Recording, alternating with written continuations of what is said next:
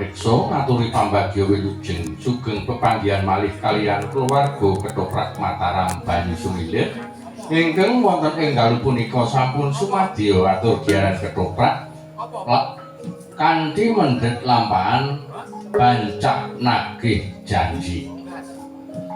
Pendapuk sodalang dening sederek Yunanto, pranata gending dening sederek Kelik Parjio, kanthi suwantening paranggana Nyi Nanda Sulastri. Sarta Nyi Winarti. Keprak dening sederek Anom Sucandra sarta sederek Martono. Sedaya menika dipun sesepuhi dening sederek Tejo Asmara. Para pamriksa kepareng katuraken menggah dapukaning para paraga. Prabu Lembu Amisani katindaken dening sederek Martono, Dewi Tamyayi dening sederek Dewi Susanti, Emban katindaken dening sederek Asih Lestari,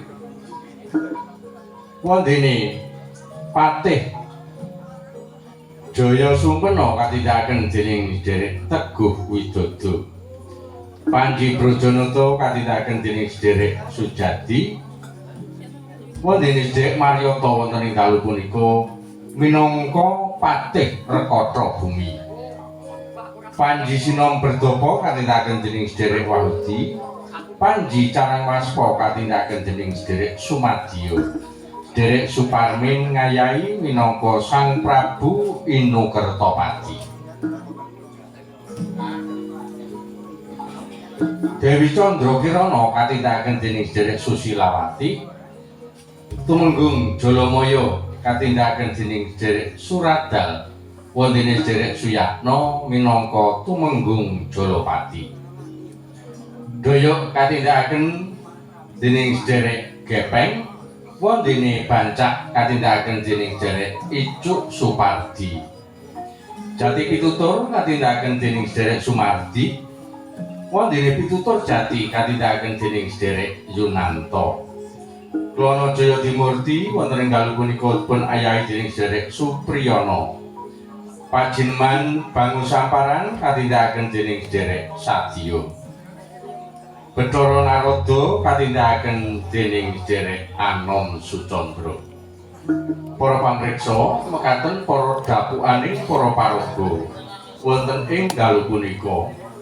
Ketoprak Mataram Banyu Sumilir saged giaran wonten dalu punika amargi dipun sengkuyung dening penggilingan bakso Bapak Margono wonten ing Dukuh Danamulya Nanggulan Kulon Progo, Son Jaya Audio, Sound System, bengkel mobil Bahagia Motor, lan ugi Bass Production, sarta catering Banyu Mili, TKA Bandukuh ing Dukuh Krembangan Kulon Progo, Radalas Komplek Pasar Milir, NPP Photoshop, Sound System MG Audio, bengkel motor dan sarta mobil Mbambing Bengkel, Stone ARD Production, properti sarta dekorasi komplek Masjid Jami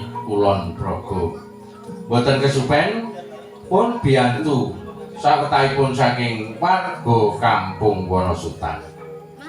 Para pamriksa, sak paripurnaning gending pambuka menika Ketoprak Mataram tumuli kawiwitan. Sugeng amriksani sumangga.